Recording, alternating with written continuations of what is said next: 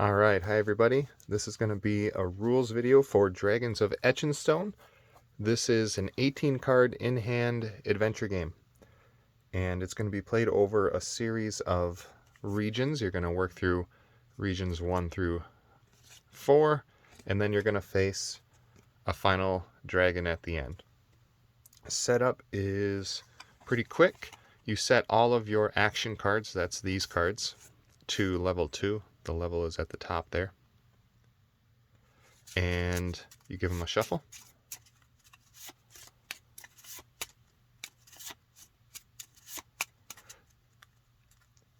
You choose which dragon you want to face. There's one of each of the 4 colors: gray, blue, yellow, and red. Put the dragon to the back of the deck. And then you set the region to region 1. And you draw up your first hand, which is 4 cards off the top. Goes into your right hand, and you're ready to go.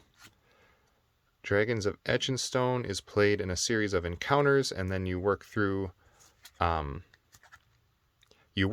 deck, playing as many encounters as you need to play. And when you're done with the deck, you're done with the region, and then you shuffle up the cards again. You change the region card to the next region, and then keep going through the next region. When you get through region number 4, you set up similarly, and I'll show you what's different for the dragon fight, and then you just see how you do against the dragon and see if you can win the whole game. The main thing you'll be doing in this game is playing cards to try to defeat the current encounter in front of you. And the way you're going to play cards is in what's called an action set. An action set means playing a set of 3 cards, so 3 out of your 4 cards in your hand. You're always going to have a hand of 4. And you're going to assign one of 3 roles to each of the cards in your action set. You're going to have one be the leader, one be the element, and one be the booster. And it might help if I walk through the anatomy of these action cards. The center area is just the actions on the card. There's a neutral action, which doesn't have a background color, and then there's an ether action, or a color action, that is generally just a more powerful version of the neutral action. It's harder to play because you have to coordinate it with your element. And if the card is being played as the leader, this is what you're worrying about on that leader card, is the actions in the middle. If you're playing the card as the element, there's only 2 things that matter. One of them is the card background color, so this is a yellow card, so if I'd play it as the element for the turn or the encounter would be yellow. And then the other thing that's important on the element card is the initiative. So this right here is the card's initiative. Every card has an initiative, and it has that little lightning bolt icon. And that's going to be important for enemy encounters. And then if this card was played as the booster, we would only be worrying about the boost value in the lower right corner. So there's 2 types of encounters. There's enemies and journeys. Enemies have an HP value, an XP reward value that you get for defeating them, and then they have an initiative value with the orange lightning bolt there. They have an attack value and an attack color, which is the swords and shield icon, and then this shield here is the enemy's armor. Sometimes they have more than one kind of armor, and those are listed, and then the armor value is what you subtract from your total attack that you use against them. And then the armor color is significant, and I'll talk through that. I'll probably play a turn and talk through how an enemy encounter works. But essentially, this guy's yellow armor would reduce a yellow attack by 1, and it wouldn't touch any other colors of attack. Journeys, unlike enemies, don't really care about initiative, but they do care about movement. So you're trying to get to this Here, I'll do one that I don't have the values crossed out on.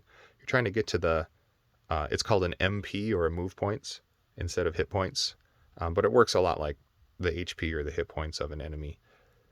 You're trying to get to this move value. So here with enemies, you're playing attack against them to try to get to their HP. With journeys, you're trying to get to the move point value. And then journeys, like enemies, have a color. So this is red and this one's blue, that icon color. This one's yellow. But it's not armor. It's actually better to play into that color because you get an extra booster if you play a move action of the proper color. So I'll do a couple of examples so you know what's going on there. Enemies can have icons on them. So they're like ranged and slow and freeze. And there's one more, I think poison. Yeah, there's a poison icon. I think instead of talking through those, since they're kind of hard to remember unless you kind of see it written down a few times, I'll put it in the description of the video. The same goes for, so those are enemy abilities, and these are journey perils, and there's a few of those. This is treacherous and this is steep, and so journeys can also have some perils tied to them, and I'll put those descriptions in the video description as well. So why don't we just try, I'll give you an example of what an encounter might look like. So you draw up your 4 cards, and then you reference the icon here. This is the encounter icon. It will either be a skull or the journey. Gotta find one here. That's the journey icon there. And then there's also a number value next to it. This is not my most updated prototype, so I have notes on it. So this would be monster number 1. And all you do is you count from left to right in terms of their position. So this is monster number 1, and this would be 2, 3, 4. And the same for journeys, going across left to right. So if we were facing monster number 1, we're trying to get to that 7 HP, and we're trying to do as much attack as we can. But we also need to worry about initiative. So I'm going to be trying to get to 8 initiative, or he's going to hit me first, or basically he hits me an extra time. There's 3 possible outcomes based on how much damage you do in terms of how that relates to their HP. If you deal damage, or if you do attack equal to or greater than their HP, it's a complete win. You get to collect the XP reward, and you don't have to take any damage, any combat damage, that is. You still might end up taking damage by losing initiative, but I'll get to that in a second. So if you do complete victory and you do 7 or more to this guy, you don't have to take combat damage, and you get to collect the reward. If you do at least half of their HP rounded up, then you get to collect the reward. So you get the XP, but you also have to take combat damage. So from this guy, that would be 1 yellow damage. If you don't do at least half of their HP in attack rounded up, then it's a complete loss. And so you don't get the XP, and you have to take combat damage. So for this guy, you'd have to get to 4 in order to at least have a narrow victory. So a narrow victory is if you do at least half of their HP rounded up, but not all of their HP. And then a complete victory is the whole thing. And then initiative, you are trying to get to 8 initiative or higher with this guy. If you don't tie them or beat them in initiative, you have to take what's called initial damage, and all that is you have to take their damage in extra time. So if I would say have a complete victory and I do 7 damage to him, I don't have to take combat damage. But let's say my initiative was 5, I lost initiative, I'd still have to take 1 yellow damage from initial damage. So you could end up taking initial damage only, you could end up taking only combat damage, or you could end up taking both, or you could end up taking neither. Let's do an example here. So he's got 7, and he has a yellow armor. I'm going to look at my actions. You'll notice the icons here. So this is a move action. These are move actions, but these are combat actions. You can use a card for its opposite action type. So I could use this as attack, except it's only worth a value of 1, no matter if you do the ether action or the neutral action. So I could, if I use this as my leader card, I could play this for 1 attack.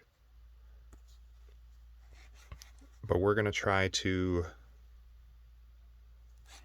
play a good attack here. This is my best attack card and would probably hopefully get me there, which means I need to play this as my element. So I'm going to play this as my leader, so I use the leader actions. And then since this is my element and it's yellow, and that matches the color of this ether action, I get to do the ether action. If this was any other color other than the color of the ether action, I'd be forced to resolve the neutral action. So the yellow matches the yellow, which means I get to do this one. That's 6, but that's not enough, so I'm going to rely on my booster. And it doesn't really matter which booster I do. I think I'm going to play this one because I want to save this card, and I'll show you kind of how that works. So right now, I would win in a complete victory because he has 7 HP. I'm doing 6 damage plus 2, which is 8, and that would be good enough for a complete victory. But we haven't talked about initiative yet. So he has 8 initiative, and I use the initiative of my element card, which we decided was this card, and that's 6. So actually I lose initiative, and so I would end up in this case having to take 1 yellow damage because I had to take his attack once because I lost initiative, but I don't have to take combat damage because I had a complete victory. If I had, let's say, only been able to get to 5 attack and I also lost initiative, I would end up taking 2 yellow attack from him because he'd attack me twice. You always wait and just total up the damage that you have to take until the end of the encounter, so you don't like take the initial damage first and then play out your turn and then take the combat damage. You just save it all till the end and then take it once the encounter is over based on how you do. I feel like there was one other thing that I was going to get to there, but I can't remember what it was. Oh yeah, you can, if you choose, instead of using the booster to improve your leader's action, you could use the booster to improve your initiative. So in this case, we could have chosen to take 6 initiative plus 2 to actually get to our 8 initiative. But then, so we'd actually wouldn't have to take initial damage in that case, but we wouldn't have gotten there with our attack, so we would have had to take in combat damage. So it probably would have worked out the same either way. And I just noticed that he does have the 1 yellow armor, but we were okay because we were up to 8, even though, so this was a yellow attack. It doesn't matter the color of the backgrounds of the cards, it matters what color the ether action is for the enemy armor. If you're doing a neutral action, I guess some enemies could have neutral armor. I don't think I made any that do, but most enemies just have 1 or 2 different colors of armor, so it only affects the ether action or the color action. So that's how, let's say that played out the way that we said initially, where I had a complete victory, but I didn't win initiative, so I have to take 1 yellow damage from that enemy. You have to take damage into your current hand, but you can take it into any of your 4 cards. And the way damage works is cards have an armor value. So you can see that's a 2 with a yellow shield. This is a 2 with a black shield. And that's a 3 with a black shield. So that's where the armor is on the cards. So each card has its own individual armor value.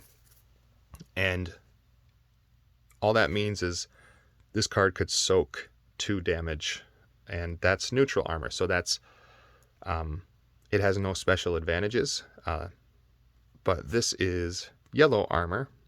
So color armor has an advantage against attacks of that color.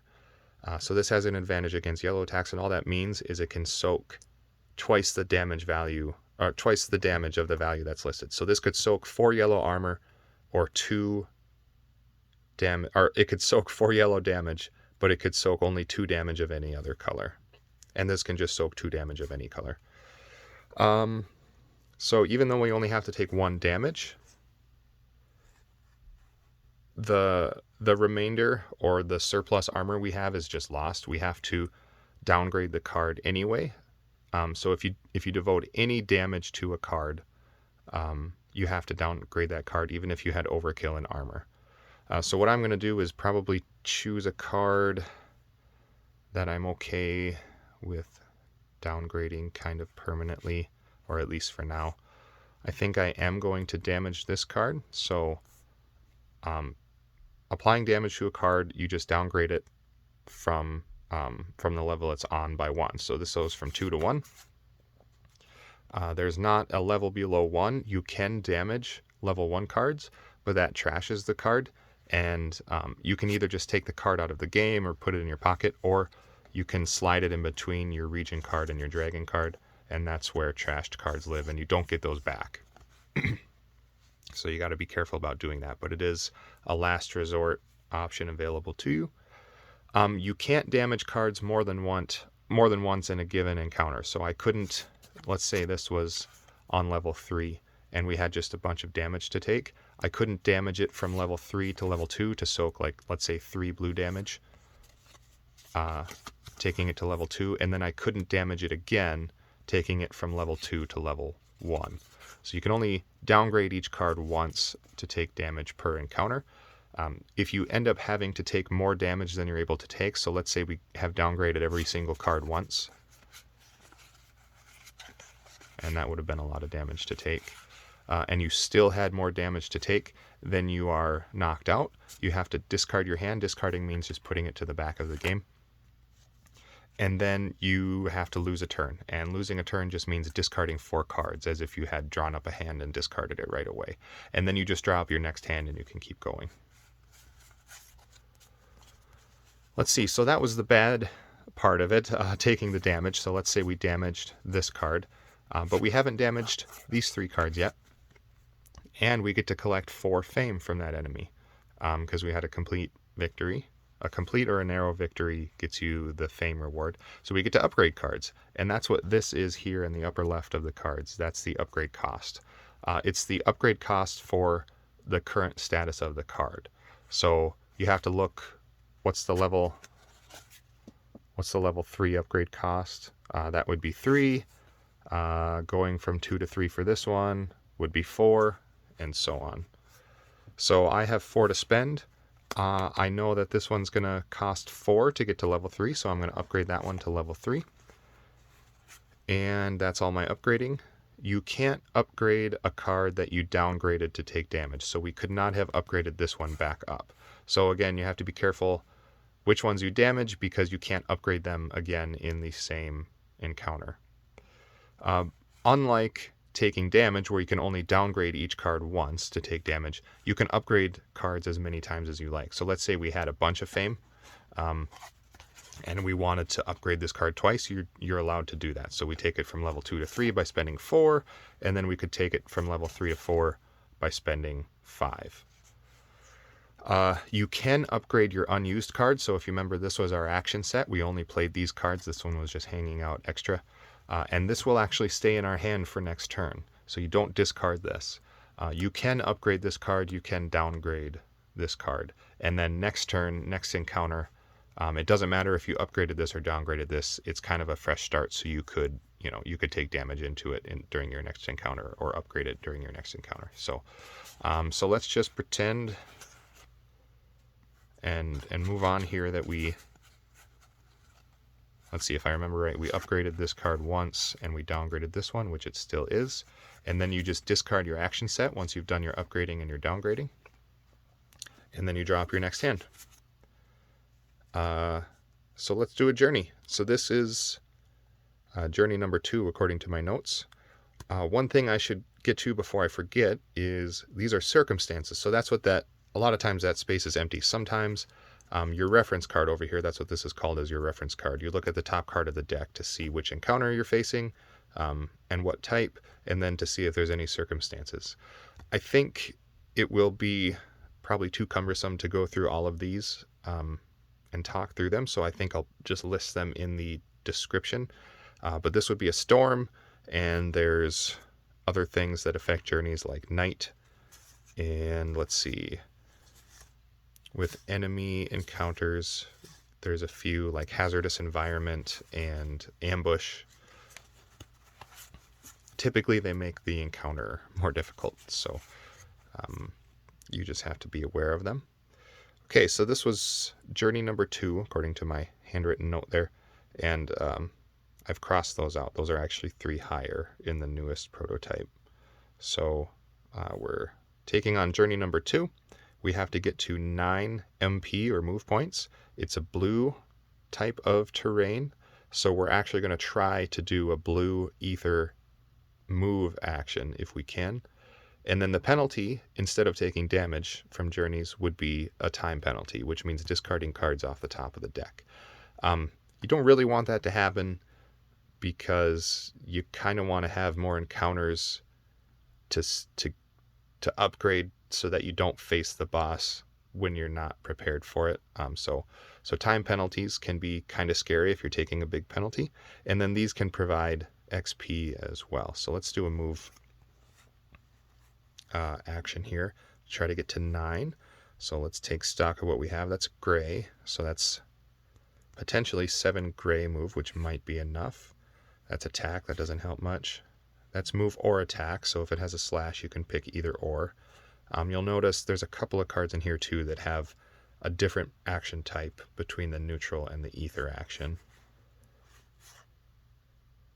And that's a move, but that's very light. So can we get the gray action? No, because this is our only gray card. These are blue and that's yellow. So we can't get that. And our next best option would be this, because we could get that gray ether action by using this as our element. So let's just run that scenario for a second. Let's just say this was our element. Get my camera to focus for you. Let's say this is our element. This is our leader. So we would resolve this and we'd use that for move. And what's our boosters? That's a 2 and that's a 3. So even if I used my best booster on it, it would be 4 move plus 3, and that's 7, and that's not good enough to get to the 9, and we don't have opportunity for a blue move action. So as long as I get to, similar rules apply, as long as you get to at least half rounded up, it's still a narrow victory against the journey, and that means you get the XP, but you have to take the time penalty. If you don't get to at least half the MP rounded up, you take the time penalty and you don't get the XP. And then if you get to the total MP, then you get to, you don't have to take the time penalty, but you get to accept the XP. So we'll just play this like we had it, and then and then we'll keep this card since that was our unused card. And so we got to at least half because it was 4 plus 3, and that's 7 out of 9. And so we have to take the time penalty, and so you do that first. You take your penalty first, so we'll just discard that top card to the back for the 1 time penalty. And then we get to do the upgrading. So we got 3 XP because we had a narrow victory, so we still get the XP. I think I'm going to see what this cost is. That costs 4. Do any cost 3? That one does. I'm going to look at this one. I think I want to upgrade this one. A little versatility from those actions. So I upgraded that from level 2 to level 3 for 3 cost. Spent my XP. I discard my action set to the back. I keep my unused card. And I draw my next hand. And so you would work your way through the deck like this until you don't have enough cards to do a full encounter. So even if you're able to draw a hand of 4, but there's not a reference card, that's still not enough to do a full encounter.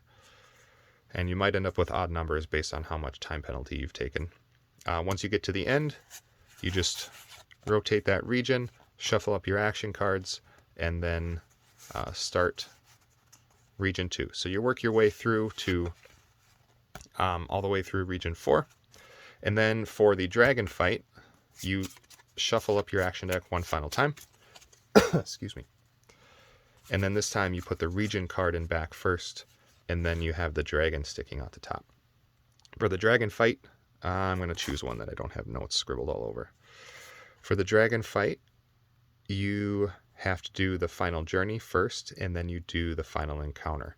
So for the final journey, you actually draw 6 cards for your hand. You don't use this as the reference card, although you do use this card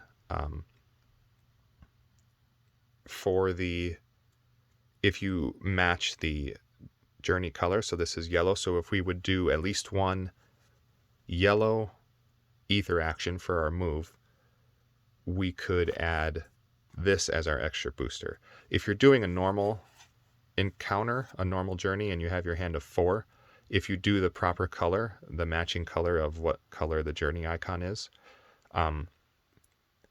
then you get to add the extra booster. I think I mentioned that briefly. So you get to use your 4th card, your unused cards booster. You still get to keep that card for next round, but you get to add that extra booster. So for this one, you don't really have an extra card, and I'll explain that in a minute. So if you do happen to have a yellow move action, you get to add the reference cards booster.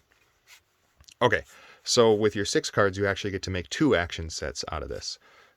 So you'd pick 2 leaders, 2 elements, and 2 boosters, and then do them into 2 sets. And so that's a good move, but I don't have a gray element. That's too bad. This wouldn't be a very good hand, but I haven't been playing, so I didn't upgrade cards. I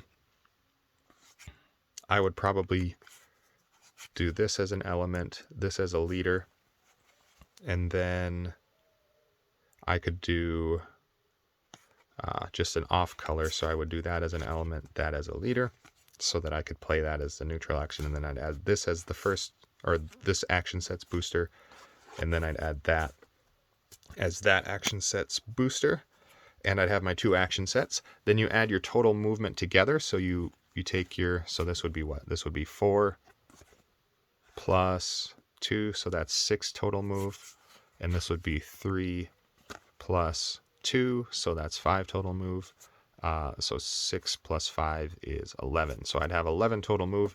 I'd come over here, and this would hopefully be better than that after upgrading cards and playing through the regions. But I didn't even make the lowest tier, but I'll explain how this works. You just look at how much move total you were able to do, and you find the tier. This is tier 1, 2, and 3. You find the tier that you were able to reach. So say I did like 29 movement. That would put me to this tier, and that means this is my time penalty. And the same if you do anywhere above or on 32, so say I did 35, you only have to discard 3. And then if you do 23 to 28, this is your penalty. But if you do less than 23, you actually lose the game at this point. You don't get to move on. And so let's just say I hit that middle tier. I was able to do like 29. So you discard your 2 action sets, your 6 cards. And then you take the time penalty. So the time penalty would be 4. 1, 2, 3, 4. And discard those. And then you get to draw all the rest of the cards in the deck for your final hand against the dragon. So you'll notice that depending on how good you do in the journey, your hand might be larger or smaller. If you do the middle tier, you have a hand of 6, and that works out fine because you're going to once again be doing 2 action sets against the dragon. But if you are able to do better, you'll have a hand of 7, which means you just have 1 leftover card. You don't use that card, it just gives you more options. And then if you have to discard 5, you'll only have a hand of 5, and you have to just forego 1 of the boosters. So 1 action set won't have a booster. So then you do the same thing for the dragon. You create 2 action sets from your 6 cards, and you total up your attack that you're able to do. But you also total up your initiative. So if this was 8 was that card's initiative, my element card has an initiative of 8, so that's that action set's initiative, and then this would be my element card for my second action set, which would be 6. And so my total, oh, what is that? 14? Yeah, that's 14. My total initiative would be 14. And then I would total up my attack as well. Then you compare that to, first you come up here and you compare the initiative value. So what did I say, 14? So I actually would have won initiative. That's pretty good. Unlike normal enemies, dragons have a special initial attack. So this is the attack, that 8 yellow damage there is the attack you'd have to take if you lost initiative. And then dragons typically have more than one armor type against different colors. So if I can manage it, I'll probably try to upgrade my deck into like blue or gray attacks in preparation for the dragon's yellow and red armor to avoid that if possible. And then you look at the combat tiers or the HP tiers. So there's 1, 2, and 3, just like the journeys. If you don't get to at least the lowest tier, so 17, if you don't get to at least 17 attack against the yellow dragon here, you lose the game at this point. If you get to at least 17 but less than 24, then this is how much damage you have to soak in order to win the game. So you're always going to be soaking some damage. It's just the better you do, the more attack you're able to do, the less damage you're going to have to soak. And whether you win initiative or not, the less or more damage you'll have to soak. And so what you do then, once you figure out how much damage you have to soak, if you have to add in the initial damage, and then you look at what combat damage level you have, then you start taking damage into your hand. And so I just actually work from right to left, and I'll be like, okay, that soaks 3 and 1 and 2. And then after damaging each card once, if you still have damage to take, then you lose the game. So you have to be able to do as much attack as you can, and then you have to be able to soak all the damage into your final hand. If you have a hand of 7, you can use that extra card to soak the damage, so that's a pretty good advantage to have that card. Okay, I think that's all I wanted to cover. Yeah, I can't think of anything else that I wanted to cover, but if I think of anything, I'll put it in the description of the video. So thank you guys for watching. I hope you enjoy the game.